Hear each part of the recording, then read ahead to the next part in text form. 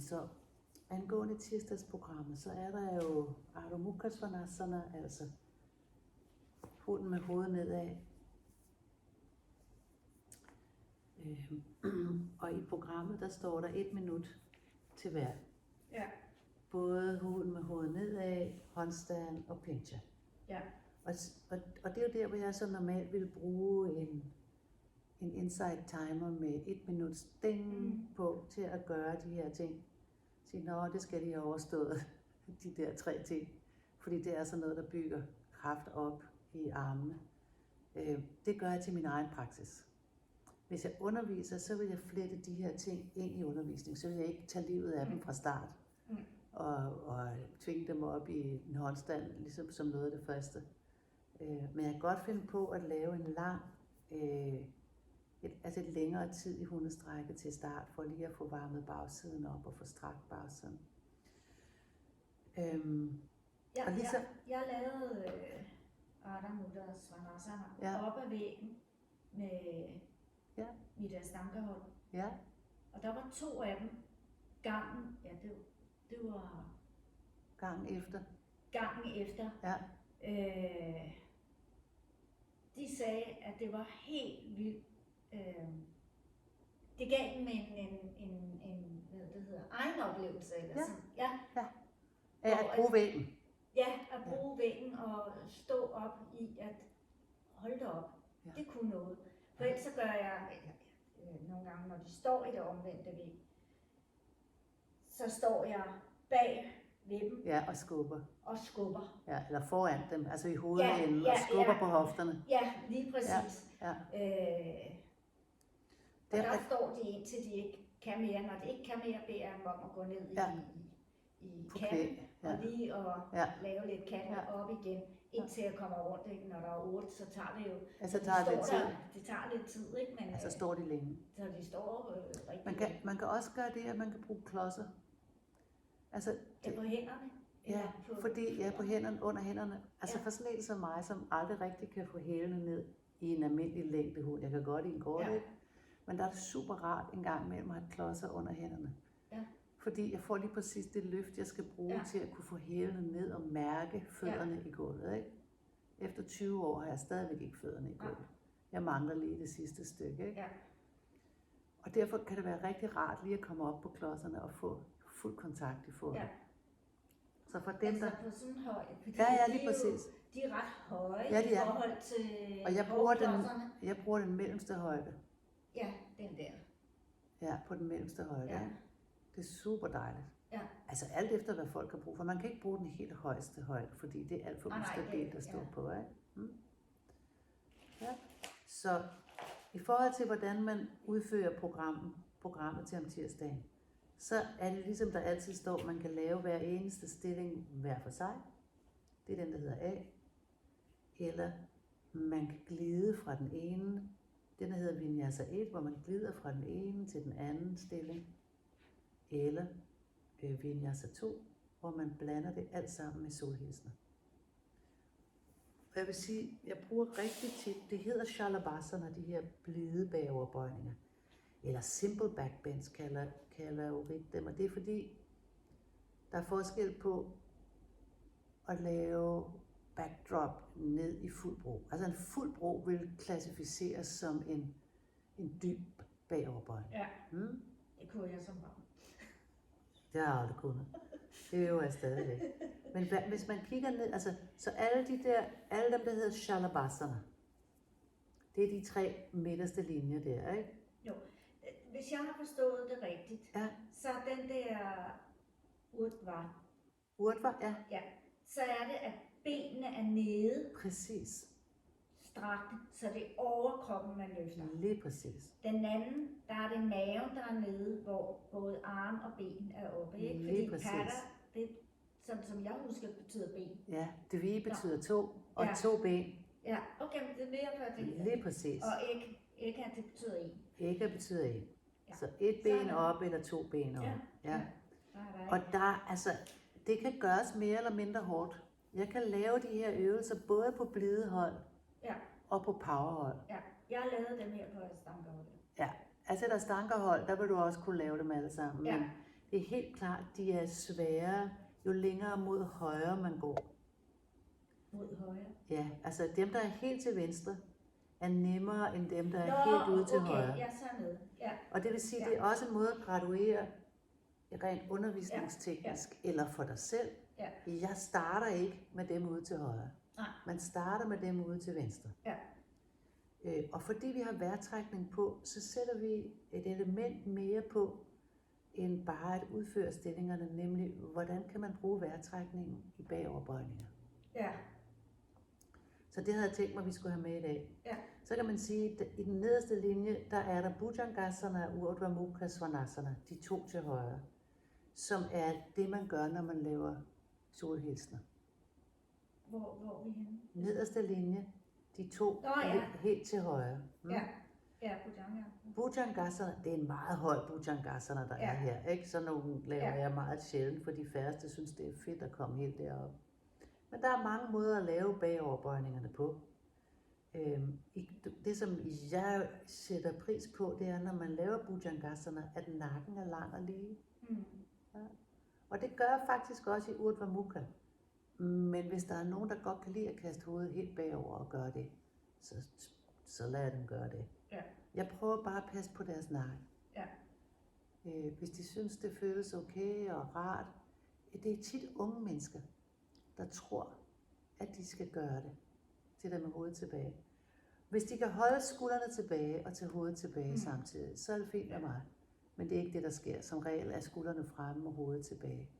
Og så har de kompromitteret alt muligt i skuldre og i nakke. Så er det problematisk. Så billedet er på den måde en lille smule misvisende, fordi man tror, det er vigtigt at tage hovedet tilbage. Det handler om, det er bagoverbøjninger. Og man kan altid tage snakken om, hvor foregår bagoverbøjningerne henne. Den der yderst til venstre, Dhanurasana. Den er der nogen, der synes er sjov at lave. De fleste synes ikke, den er sjov. De synes, den er svær. Ja. Og jeg vil lige sige, mænd kan være udfordret med, hvad de ligger på. Så der skal man lige sige, du skal lige flytte den ud til siden, eller sørge for, ikke, fordi de skal ikke ligge oven på dilleren, fordi det gør altså bare ondt. For der kommer virkelig pres på, når man tager fat. Jeg plejer at gøre det, at jeg tager en hånd ad gangen, et ben ad gangen, og laver det, der hedder Ekapada Bekasana, hvor man har fat i et ben ad gangen, i en bagoverbøjning også. Men det er der også nogen, der synes, der er svært. Hvis vi så lige bladrer en gang, så kommer der den, som må anses for at være den dybeste bagoverbøjning her om tirsdagen, nemlig Ustrasana, øverste linje til venstre. Og den kan man også lave på flere forskellige måder. I torsdags, der satte vi en rulle på fødderne, så der ikke var så langt ned. Ja. Og så kunne alle ligesom komme op i Ustrasana og bruge en bolster eller bruge et eller andet. Man kan bruge et par klodser. Ja. Sådan, så man ikke kommer så dybt ind i den, og det synes jeg i den grad, man skal gøre. Og hvordan den nogensinde kommer til at hedde kamelen, det har jeg aldrig rigtig forstået. Fordi bulerne vender der på den forkerte led. Ja, det gør det. Er det ikke rigtigt? Jo. Nå, men nu på Ashtanga-holdet, der har vi de 5 tibetanere som opvarmning, og der er jo i en af riterne jo, der med lidt bagoverbøjning, så. Ja. Det er rigtigt, der er flere, men ikke så dybt som den her. Nej, overhovedet ikke, men de kender, altså, jeg har lavet dem med dem, ikke? Men de kender i hvert fald den der bagoverbøjning i streg. Og en helt almindelig setubandha, og det er altid godt. Der er sådan flere forskellige teorier om, hvad man skal gøre i kroppen, for at folk kan finde ro efter bagoverbøjninger. En af teorierne er, at man skal lave en blid bagoverbøjning til at slutte en længere session med mange bagoverbøjninger. Og det vil være en setubandha for eksempel. I så snart man laver Ekapada setubandha, så er det ikke blidt længere. Nej. Så er det mere kraftfuld. Men det er mest kraftfuldt for baglovene i virkeligheden i en Ekapada setubandha. Det er dem, der syrer til. Ja. Man behøver ikke at stå der så længe. Og den anden teori, det er at lave leg stretches.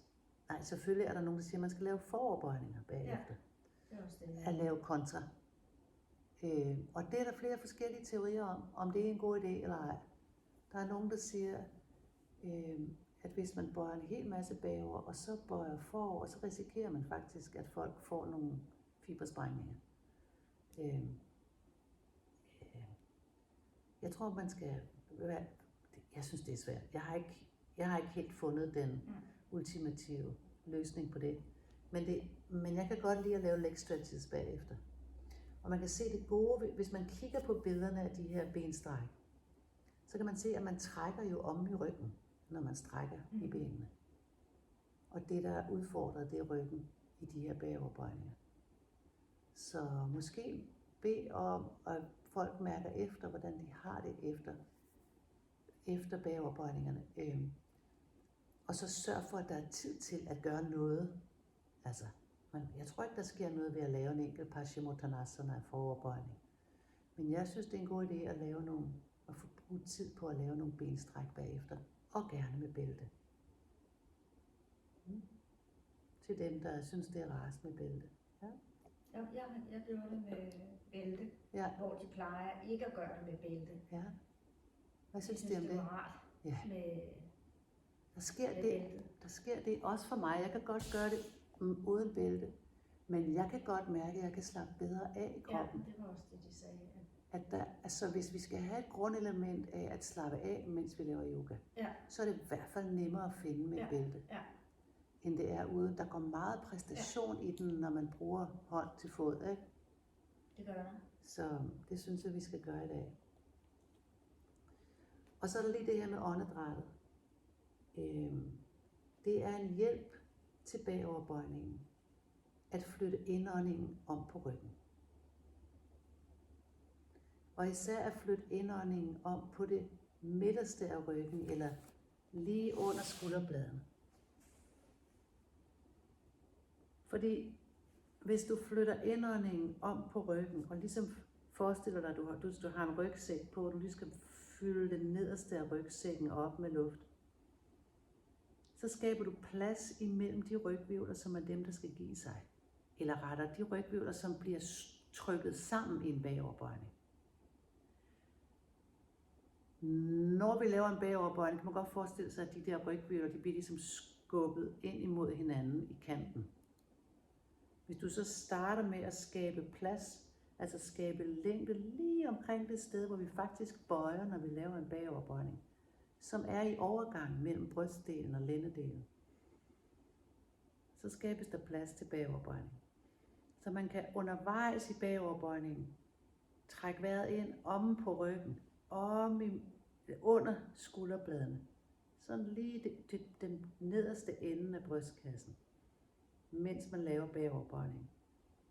Så skaber man plads til at lave en bagoverbøjning, uden at rygvirvlerne bliver skubbet ind imod hinanden. Et andet billede, man kan bruge, det er at have sådan en forestilling om, at man har ringe rundt om rygsøjlen. Så nogle måske lidt mindre hula-hop-ringe. Så ud som er forbundet til hver, på en eller anden måde forbundet til hver af de der rygvirvler. Hvis man så forestiller sig ligegyldigt, hvad for en bevægelse vi laver, så må de der ringe ikke røre ved hinanden. Så man skal tænke længde og plads om bagpå, mens man læner sig bagover, så de der ringe ikke rører ved hinanden. Og for nogen er det et godt billede på, hvad det er for et løft, der skal til, for at skabe plads til en bagoverbøjning. Hvis du tænker på, når du har lavet backdrop, så er du som barn, Susanne, så har du muligvis taget en ordentlig mundfuld luft ind, inden for det at skabe længden på rygsøjlen, inden du gik ud i bagoverbøjning. Kan du mærke det? Ja. Det har man altid gjort. Ja. Fordi man har godt vidst, at man var nødt til at skabe længde, for at kunne bøje bagover. Ja. Og det nemmeste måde at træne det der med indåndingen på, det er faktisk ved at lave Shalabhasana. Shalabhasana er jo nogle blide, enkle bagoverbøjninger. Det er dem, der er på den første side af tirsdagsprogrammet, hvor man ligger på maven.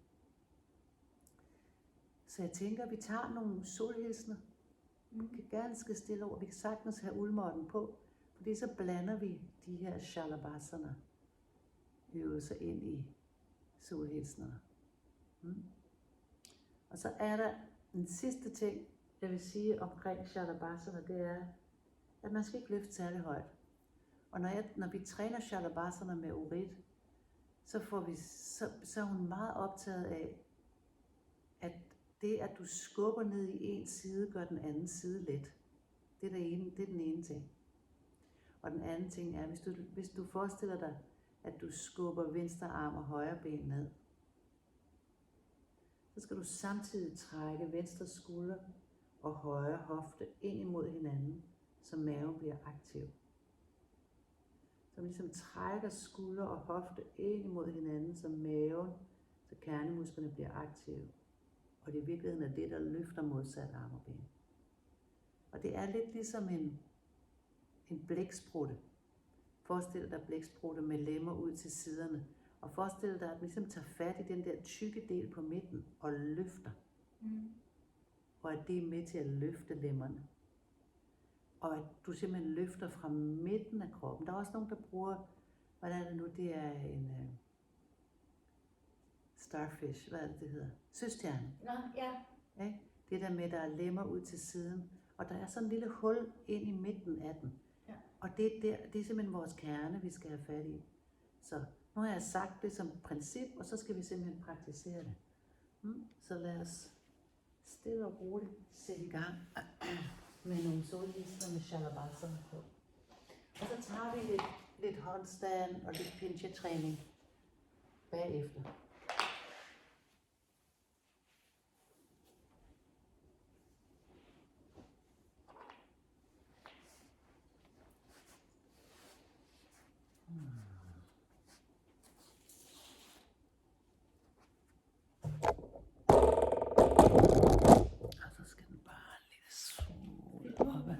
Det gør ikke noget. Der er det skyldt på. Og man kan ikke se, mere får kappe hovedet af her, det er så fint. Jeg tager lige en ting i øret her.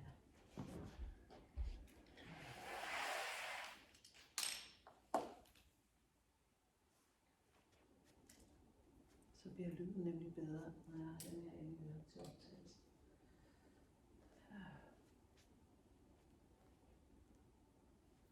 Så vi stiller os oppe i forenden af Morten og nørder lidt med fødderne. Ligesom vi plejer, altså samle store tæerne.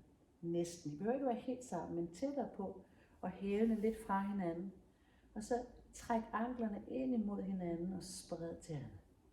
Og hold ligesom den der følelse af, at anklerne trækker ind imod hinanden. Og så kig lige frem og luk øjnene en gang.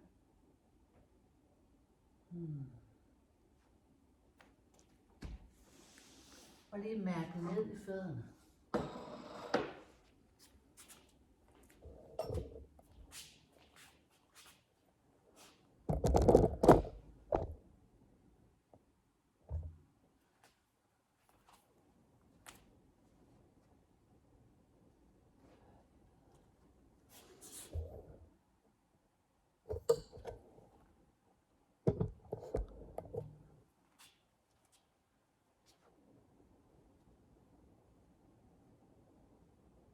Så starter vi med at løfte armene kun til skulderhøjde på en indånding.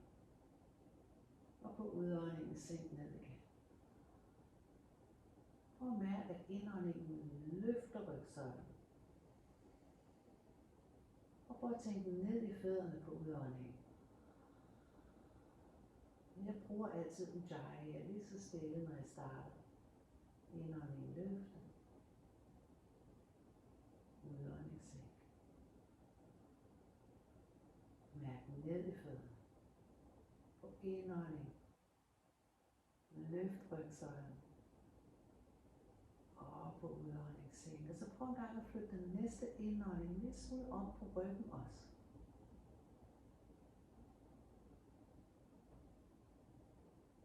Og sænk. Næste gang du løfter armene, så lad håndfladerne mødes. Og kom til Uttanasana. Indåndingen løft halvvejs op, Ardha Uttanasana. Og udåndingen ned igen. Gør det et par gange. Indånding. Udånd. Prøv at flytte indåndingen om på ryggen, som om indåndingen løfter ryggen. Og nu og se. Og kom bare hele vejen op. Tag armene med op over hovedet. Og lad hænderne mødes foran jer. Og lad tommelfingrene lige hvile ind mod brystbenet et øjeblik. Forbind dig med vejrtrækningen. Hver vejrtrækning.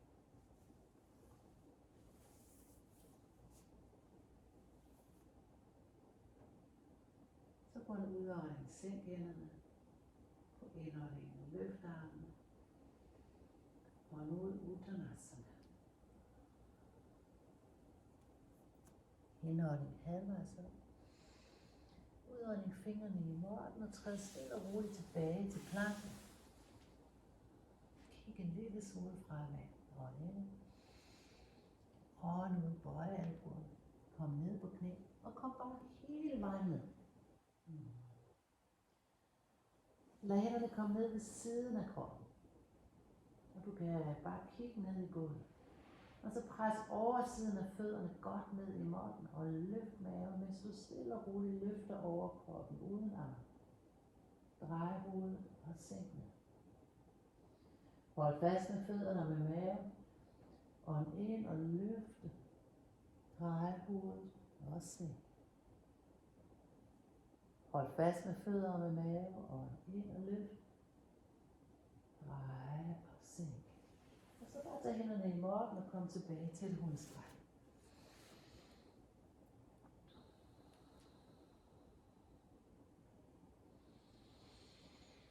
Og fordi det er dagens første, så bare giv dig god tid til lige at skubbe bagud og mærke strækket på bagsiden. Vægten ind på indersiden af både hænder og fødder.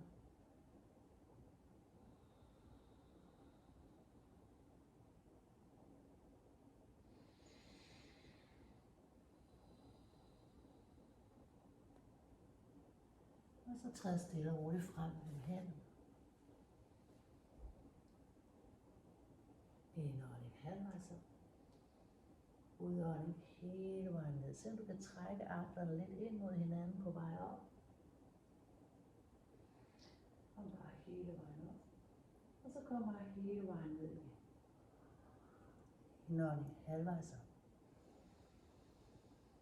Udånding hænderne i måtten tilbage til planken. Indånding i planken. Og udånding ned på knæ og kom bare hele vejen ned. Tag armene ud til siden, ud i skulderhøjde.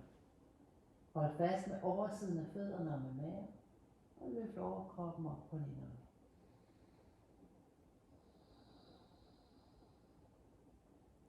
Hold fast med fødder og mave, løft op. Og stille og roligt, sænk ned igen. Hold fast med fødderne og med maven. Løft op. Sæt hænderne i måtten, kom tilbage til et hundestræk.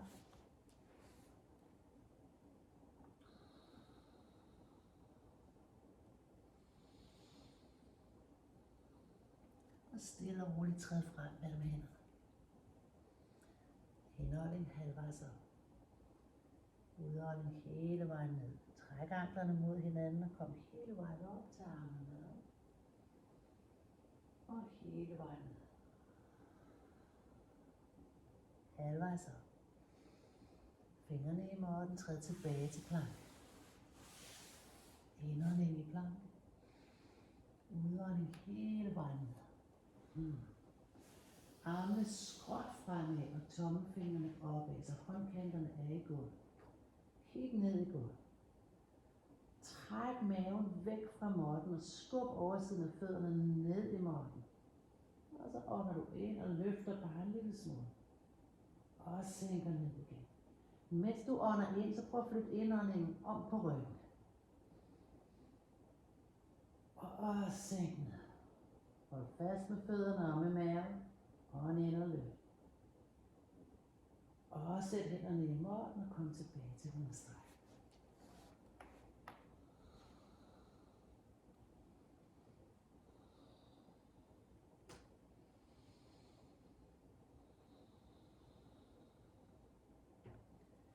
Og stille og roligt fremad igen.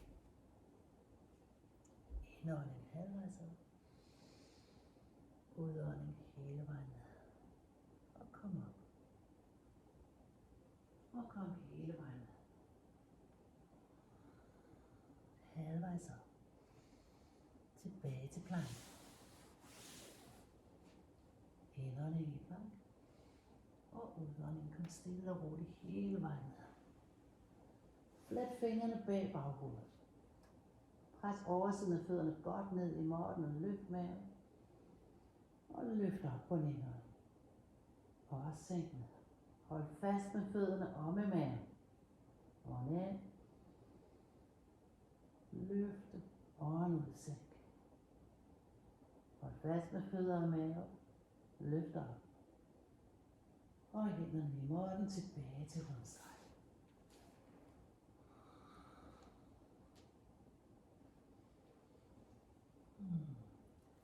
Og stille og roligt træd frem igen. Indånding halvvejs op. Udånding hele vejen ned. Ja, kom hele vejen op. Og hele vejen ned. Halvvejs op. Tilbage til plank. Indånding i plank. Udånding stille og roligt ned. Alright, tag nu begge arme lige frem igen. Og lidt ud til siden. Og bare læg panden ned i gulvet. Og så starter vi med at presse højre arm ned i gulvet og venstre ben ned i gulvet. Og samtidig med at du presser ned i gulvet, så lader du højre skulder og venstre hofte trække ind imod maven, så maven bliver aktiv. Og sådan så venstre arm og højre ben bliver lettere, så de lige præcis kan løftes en lille smule fra gulvet. Og giv slip. Gør vi til den anden side. Pres ned i venstre. Pres venstre arm. Højre ben. Og samtidig træk venstre skulder og højre hofte ind imod maven. Bliv ved med at presse ned indtil venstre ben og højre arm bliver lette. Og de lige præcis løfter sig en lille smule fra gulvet. Og giv slip. Det gør vi igen. Pres højre arm, venstre ben ned i gulvet. Træk hofte og skulder mod hinanden. Virkelig skub ned i gulvet. Og meningen er ikke, at de skal løftes højt.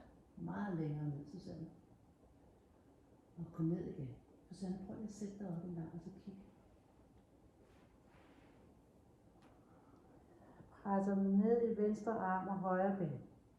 Og jeg trækker skuldre og hofter mod hinanden. Jeg presser ned.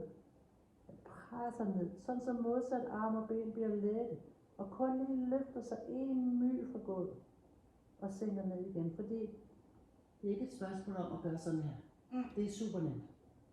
Det er et spørgsmål om at få det der løft til at ske som en reaktion på, at du presser ned i modsat side. Og der er forskel på måden tingene bliver løftet på, når det er som en reaktion på, at noget skubber ned, for at noget andet kan blive løftet, end at man løfter. Ja. Så lad os bare lige prøve det med armene alene først. Prøv at komme ned og ligge igen. Hvis du, eller benene, det skulle lige meget. Lad os prøve benene først. Prøv at skubbe ned i venstre ben. Spænd i benet. Og se om du kan få højre ben til at føles let, sådan så det næsten løfter sig af sig selv. Og så giv slip. Det har taget mig lang tid at finde den. Skub ned i højre ben. Spænd i højre ben. Skub det ned. Og se om du kan få venstre ben til at løfte sig ganske let. Og giv slip. En gang til. Vægten over i venstre ben. Pres venstre ben ned. Og se om højre ben giver ligesom, det løfter sig lidt af sig selv. Og giv slip. Det er hårdt arbejde. Pres ned i højre ben. Lad maven være aktiv. Mærk, hvordan venstre ben løftes. Og giv slip. Og så læn dig over i venstre arm. Skub ned i venstre arm, og ligesom læg vægten over til venstre. Og mærk, at højre bliver en lille smule lettere. Så den lige præcis kan løftes 1 nanometer fra gulvet. Og giv slip. Pres over i højre. Læg vægten i højre arm. Læn dig lidt over til højre. Bliv ved med at presse ned i højre. Og så du kan mærke, at venstre arm bliver lidt lettere. Og du bare løfter den ganske lidt. Og giv slip. Forskellen er, at man næsten ikke løfter. Men at man arbejder en hel masse med modsat side. Og så sætter det sig ikke i lem. Fordi det handler om at bruge kræfterne i lemmerne og i maven. Og ikke at løfte med lem. Læg nu vægten over til venstre i både arm og ben. Læn dig over til venstre. Skub nedad. Spænd i venstre ben. Spænd i venstre arm. Træk skulder og hofte mod hinanden. Og se om du kan få højre arm og ben til begge to og lidt, så det er næsten umuligt. Og giv slip. Lige så snart det sætter sig i lænden, så stopper du. Fordi det er ikke meningen. Læn dig over i højre arm og højre ben. Skub ned over i højre side, og det kan godt være svært at komme over i den anden side. Det er i hvert fald svært for mig. Jeg er svært ved at få venstre til at blive lidt her. Skub ned over i højre side. Og bare lad venstre blive let og giv slip. En gang til. Læn dig over i venstre. Pres ned i venstre. Du må gerne løfte højre arm og ben ganske let og giv slip. Og læn dig over i højre side. Hold fast med maven. Hold fast med maven. Træk højre skulder lidt tilbage. Højre skulder ind imod maven og træk højre hofte ind mod maven. Og så se om du kan løfte ganske let i venstre side. Det er nemt nok at løfte, men hold godt fast ved højre. Og giv slip. Ja, knokler. Det er pissehårdt. Men det er en super effektiv måde at arbejde med ryggen på, uden at den bliver belastet. Ja. Kan du mærke det? Ja, det er helt klart. Det er så godt. Helt klart. Vi kommer tilbage til et hundestræk. Prøv lige at kigge på manualen. De to ting, vi lige har lavet nu, de står i den anden linje, altså Ekapada Shalabhasana. Og jeg starter aldrig med dem, for jeg synes faktisk, de er svære. Ja. Jeg startede med den, som var i nummer 2 linje. Bortset fra, at jeg havde armen ned i siden. Og det er simpelthen bare, fordi jeg har fundet en progression, som jeg synes er nemmere at følge. Og så bare lade hovedet hænge og komme op i et hundestræk.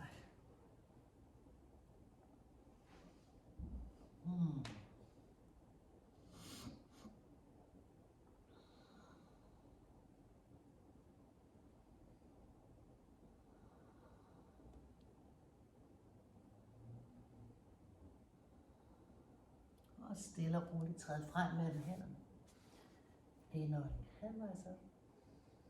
Udånding hele vejen ned. Og kom hele vejen op til armene op. Og lad bare hænderne mødes foran hjertet. Lige stå et øjeblik og fornem vejrtrækning.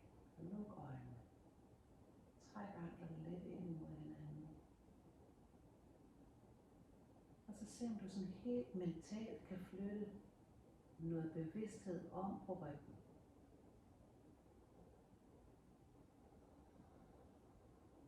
Som om du fører mere luft ind om på barsel.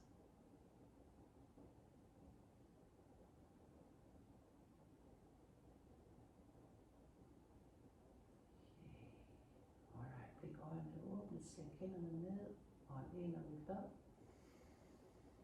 Ånd ud, dyb forbøjning, hele vejen ned. Indånding halvvejs op. Og udånding tilbage til planke. Og kom stille og roligt frem og ned. Hele vejen ned.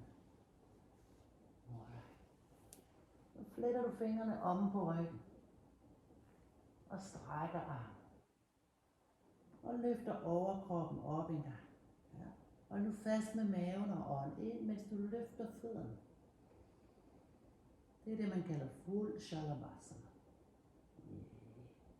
Og sænk ned. Læg så hænderne ind under panden. Og pres underarmene og hovedet ned imod gulvet. På en indånding. Løft begge ben. Og sænk ned igen. Det gør vi lige igen. Pres ned i underarmene, pres ned med hovedet. Hold fast med maven, ånd ind og løft benet. Og sænk ned igen. En gang til. Pres ned med hænder og hoved. Ånd ind og løft begge ben. Og sænk ned. Armene ud til siden. Hold fast med maven. Løft over kroppen. Ånd ind og løft benene også. Ånd ud og sænk ned. Tag armene frem i et væg. Du behøver ikke at tage 3 hver gang. Det gør jeg heller aldrig. Jeg prøver sådan at variere det lidt, så det ikke bliver alt for hårdt.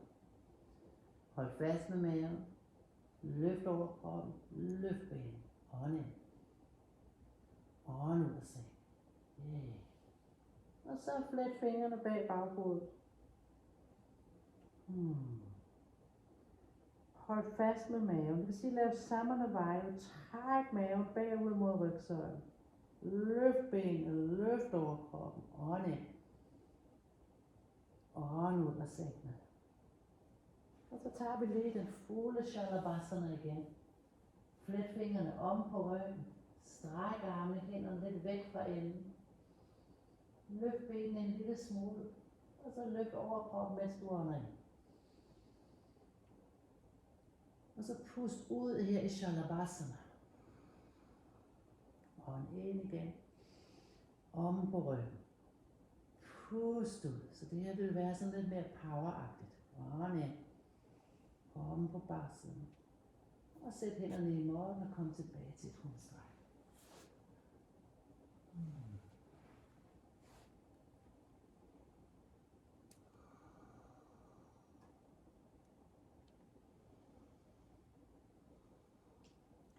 Og så i stedet for at gå frem og tilbage og lade det være en fuld solhilsen hver gang, så kan man bare veksle imellem at være i hundestræk og komme ned på maven. Så det gør vi nu frem til planke. Stille og roligt ned på knæ og lige så langsomt ned på maven. Og så er der forskellige måder at tænke Bhujangasana på. Den mest almindelige måde er i virkeligheden at flytte hænderne frem på måtten. Hold fast med maven og løft overkroppen op, lav en bagoverbøjning. Og så tænk indånding om på ryggen. Og kom stille og roligt ned. Men man kunne også tage hænderne ud på gulvet, ud på siden og kom op på fingerspidserne. Så starter vi sådan cirka ud for brysterne her. Løftet albuer. Hold fast med maven. Hold fast med fødderne. Og løft overkroppen en lille smule op og ånd ind. Ånd ud og sænk ned. Flyt hænderne en lille smule frem. Ånd ind og løft op. Ånd ud og sænk ned. Hold fast med fødder og mave. Flyt hænderne en lille smule frem. Ånd ind. Ånd ud og sænk ned. Hænderne en lille smule længere frem og kom ned på hele håndfladen. Ånd ind. Og løft op. Og sænk stille og roligt ned. Yeah. Og så lige hvile et øjeblik.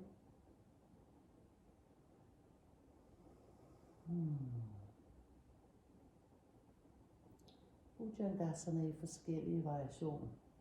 Jeg kan godt lide selv den her med armene, hvor man flytter dem langsomt frem. Det sker et eller andet om i ryggen for mig.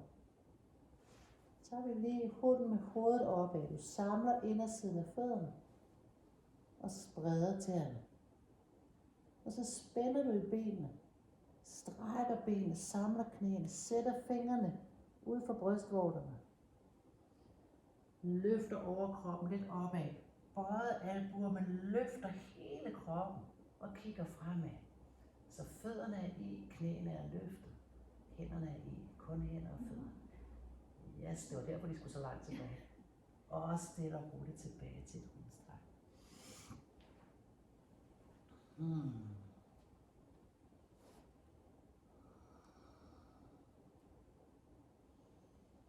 Hvis jeg kan mærke, at folk sådan vonder sig lidt om i lænden, så gør jeg det, at de smider en balasana ind. Knæene ud til siden, store tæerne sammen. Og skubber enden tilbage. Det kan også være, hvis du selv kan mærke, når du laver Shalabhasana, at lænden bliver lidt træt. Så lige give folk en chance for at bukke forover. Og træk vejret ind om på ryggen.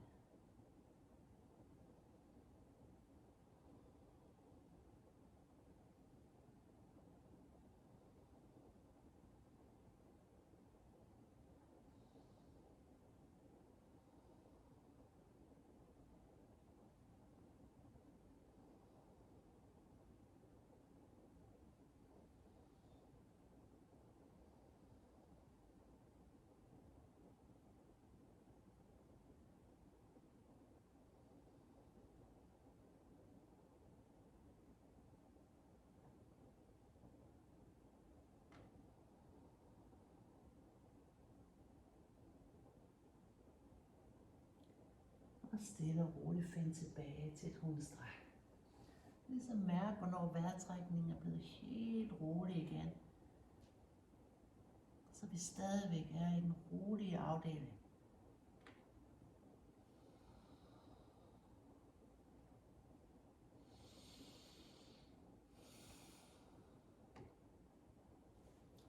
Og så kom frem til planken. Kom stille og roligt ned på maven. Læg venstre hånd foran ansigtet.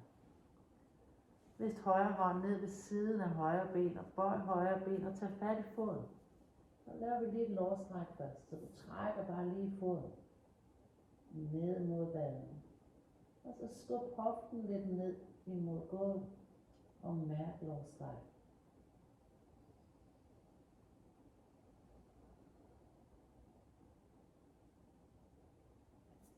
Lav nu et bøj i foden, så det er sådan en krog, man kan holde i.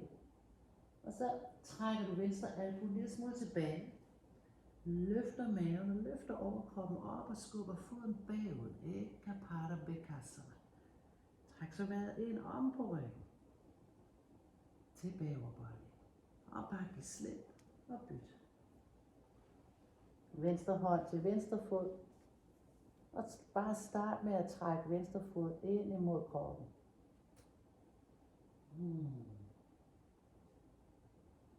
Og skub venstre hofte ned imod munden.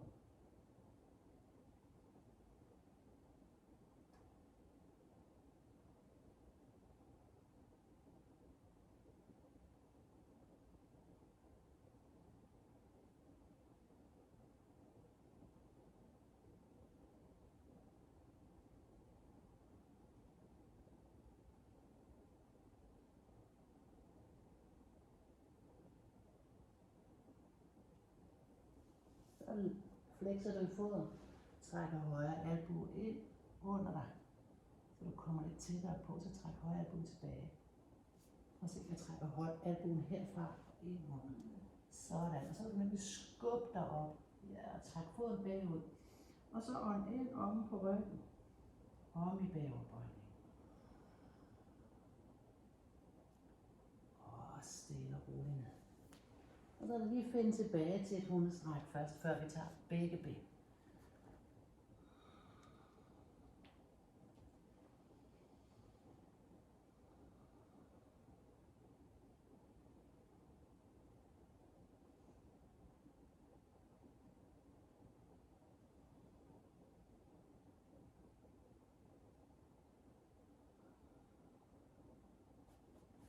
Og stille og roligt frem til planke og kom hele vejen ned.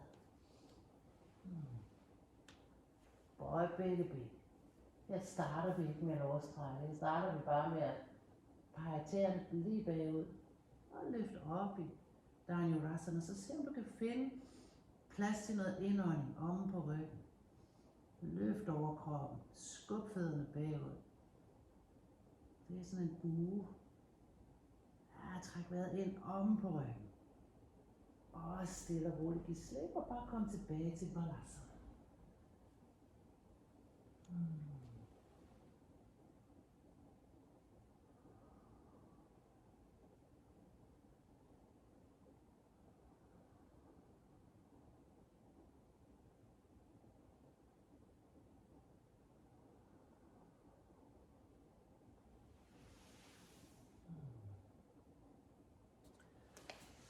Det var Shalabhasana og det meste af forsiden.